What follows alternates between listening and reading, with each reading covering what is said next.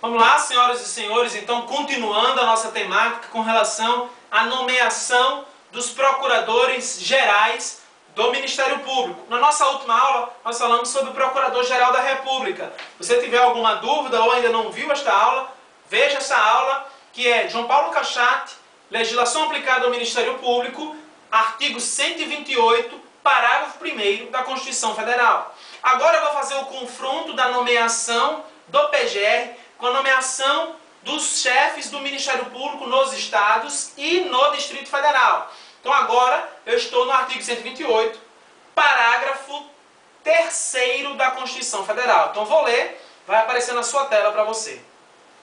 Os Ministérios Públicos dos estados e do Distrito Federal e territórios formarão lista tríplice dentre integrantes da carreira na forma da lei respectiva para escolha do seu procurador-geral, que será nomeado pelo chefe do Poder Executivo para mandato de 2 anos, permitida uma recondução. Então, os mesmos trechos que eu pedi para você gravar na aula anterior com relação ao Procurador-Geral da República, é necessário também gravar neste trecho. Então, você vai gravar e grifar que aqui na Constituição Federal ele nomeou o chefe do Ministério Público dos Estados e do Distrito Federal e Territórios como Procurador-Geral. Eu não sei que Procurador-Geral é esse. No Ministério Público da União, ele disse à Constituição que o nome é Procurador-Geral da República. No Ministério Público dos Estados e do Distrito Federal, ele simplesmente deu o título lato sensu, Procurador-Geral. Mas qual é o título correto do cargo? Então anota. No Ministério Público Estadual é Procurador-Geral de Justiça. No Ministério Público do Distrito Federal e Territórios é Procurador-Geral de Justiça do Distrito Federal e Territórios. Então tem essa dessemelhança entre os cargos. Então, cuidado, tá? No mesmo dispositivo ele colocou 2 Ministérios Públicos distintos. O do Distrito Federal e Territórios e o dos Estados. Então, beleza. Nós observamos aqui no parágrafo 1º que existe uma lista tríplice. Se você conferir com o Ministério Público da União, para o seu chefe, não há esta lista tríplice. Então, é a primeira dessemelhança. Para o Ministério Público da União e o seu cargo de chefe, não há lista tríplice. Para o Ministério Público dos Estados e do Distrito Federal, há lista tríplice, tá? Anotou a diferença e a semelhança e as dissemelhanças? Beleza, vamos continuar.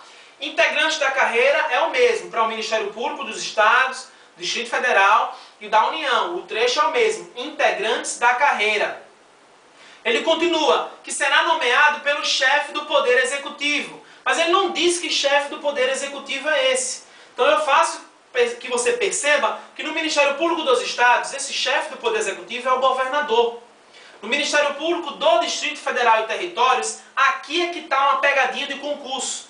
Porque a semelhança seria governador do Distrito Federal, e não é. Para o Ministério Público do Distrito Federal e Territórios, quem nomeia é o presidente da República. Então, cuidado com isso. Por isso que a Constituição sabiamente colocou, será nomeado pelo chefe do Poder Executivo.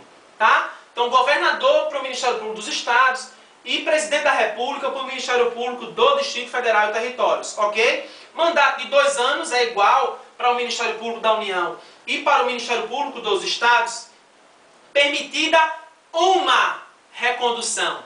Uma recondução. Porque no Ministério Público da União, para o PGR é permitida a recondução, ou seja, várias reconduções. Já para o Ministério Público dos Estados e do Distrito Federal e Territórios, são permitidas uma recondução apenas. Que a própria Constituição fala, permitida uma recondução. Então, o Ministério Público dos Estados e do Distrito Federal e Territórios, o chefe vai ficar 2 mais 2 anos, ou seja, no máximo 4. O PGR pode ficar vários anos, 2 mais 2 mais 2, desde que o processo de recondução obedeça ao processo originário de nomeação. Ok? Então, algumas semelhanças e dessemelhanças. Perceba também que o limite de idade só se aplica para o PGR, ou seja, maiores de 35 anos. Para o Ministério Público dos Estados não existe este limite de idade. Então cuidado com relação a isso. Outra característica bastante interessante é que para o Ministério Público da União, na nomeação tem um Poder Executivo e tem um Poder Legislativo. Lembra? Presidente da República e Senado Federal.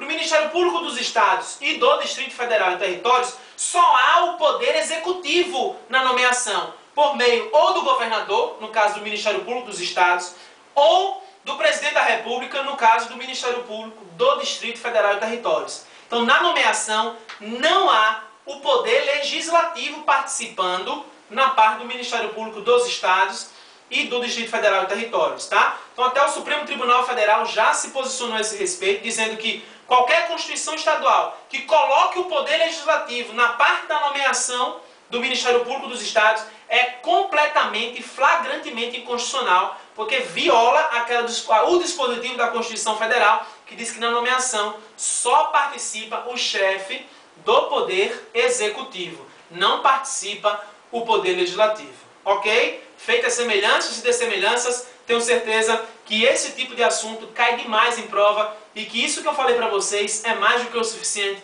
para você acertar inúmeras questões, ok? Então te vejo na próxima aula com relação às destituições dos chefes dos Ministérios Públicos. Até lá!